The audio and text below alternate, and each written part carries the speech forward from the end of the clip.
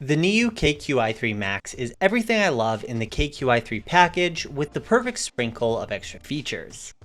The KQi3 Sport and Pro models are like delicious restaurant pasta dishes. The KQi3 Max is like taking those same pasta dishes and adding grilled chicken or steak for a little extra money. It's more expensive, but you're getting something that really pushes it over the edge. With better acceleration, higher speed, a larger battery, and unique styling, the Max is the top of the KQi3 lineup and is the most fun and capable electric kick scooter that NIU currently offers. The crazy thing to me is that it still manages to come in under $1,000. As far as I can tell, this is identical in design to the other KQi3 models. It's just the performance that is an upgrade over the Sport and the Pro.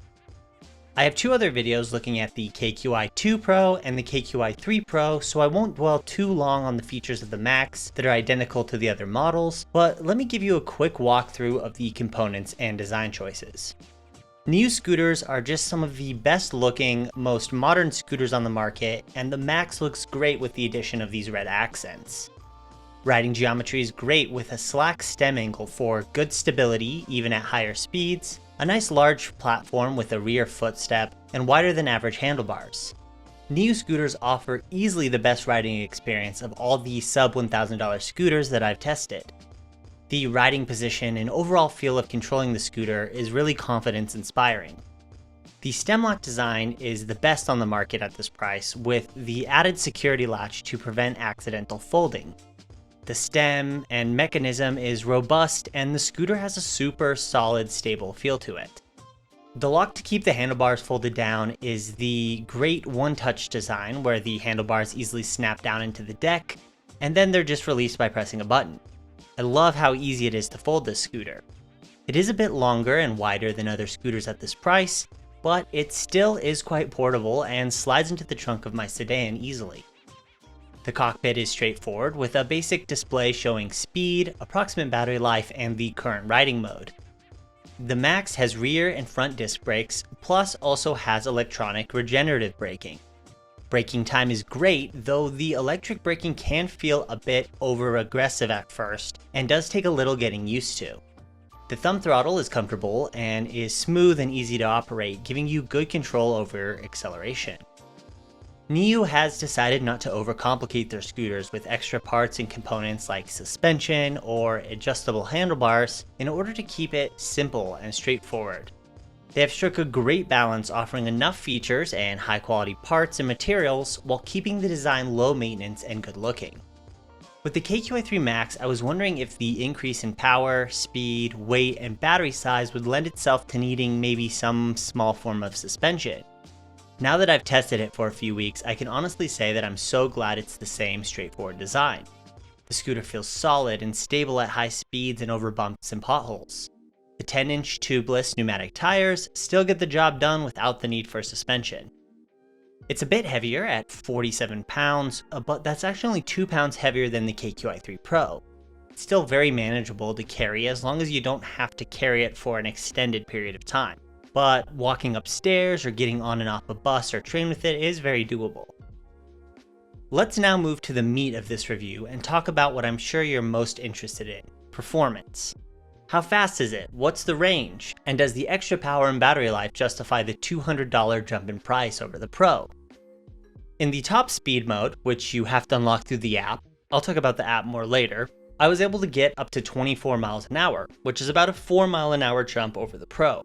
That doesn't sound like a ton, but it is about the same as going from a 15-mile-an-hour scooter to a 20-mile-an-hour one, and if you've tried both speeds, then you know how much of a difference 5 miles an hour can make. For example, for a 10-mile round trip, going 25 miles an hour instead of 20 saves you about 6 minutes, which is a relevant amount of time in a lot of cases. And just the feeling of getting where you're going faster is one that can be worth the price jump. The Max also has a small bump in acceleration, accelerating to 20 miles an hour, about half a second faster than the Pro. The nice part is that the increased motor power and speed doesn't affect the range of the Max, still giving me just over 20 miles of minimum range. As always, you can extend that by riding in lower modes. You probably could get another 5 to 10 miles simply by capping your speed at 20, which is the speed of the Pro. 20 miles is still a really great minimum range, especially at this price and in such a portable package. For comparison, most scooters around this price are only going to give you around 15 miles of minimum range. Also, keep in mind that scooter companies will always advertise the maximum range, which doesn't realistically reflect how most riders will use the scooter and how far you'll actually be able to go. The KQi3 Max has a couple of the same small annoyances that I experienced with the other NIU products I've reviewed. First, I once again had to plug the scooter into the charger before it would power on the first time I used it.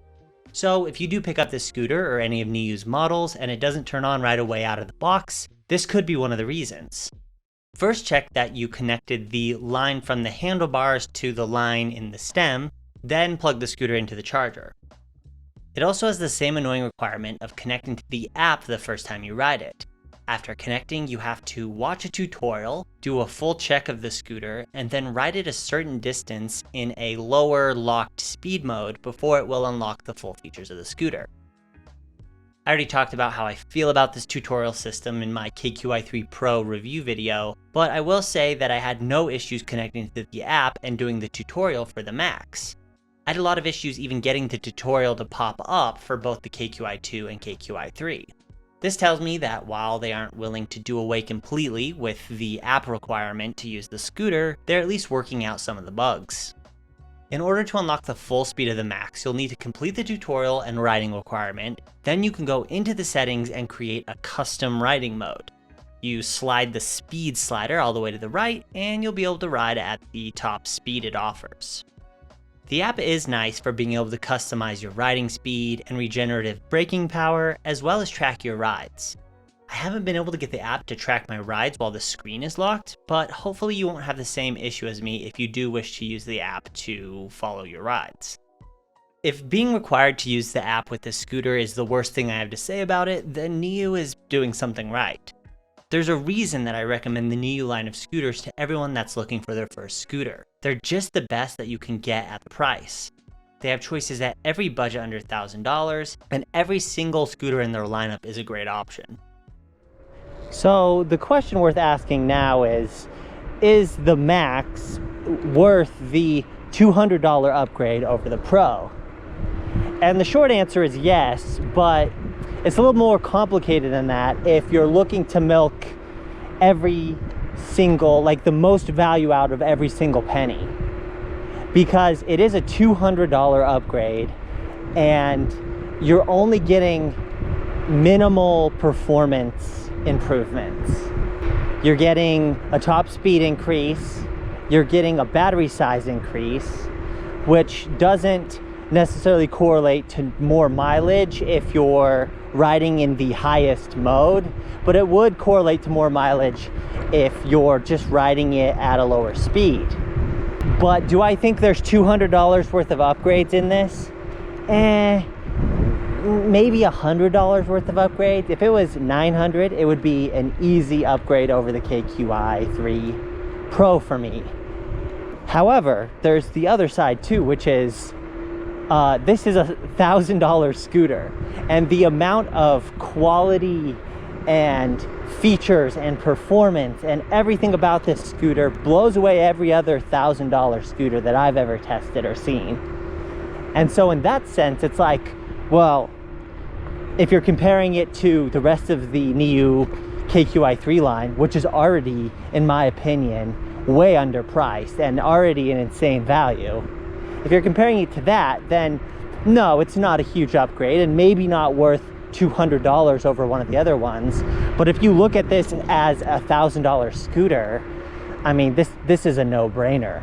And so unless you're on a really strict budget or you're really, really looking to milk every last bit of value out of your dollar, then I don't see any reason to not just jump straight to the top of the KQi3 line. I think you'll be really happy you did, especially if you're getting your first scooter. Thanks for watching this review of the KQi3 Max. Links to this scooter and the rest of the NIU lineup, as well as the videos to my other reviews of NIU scooters, will be down below in the description. I'll see you in the next one.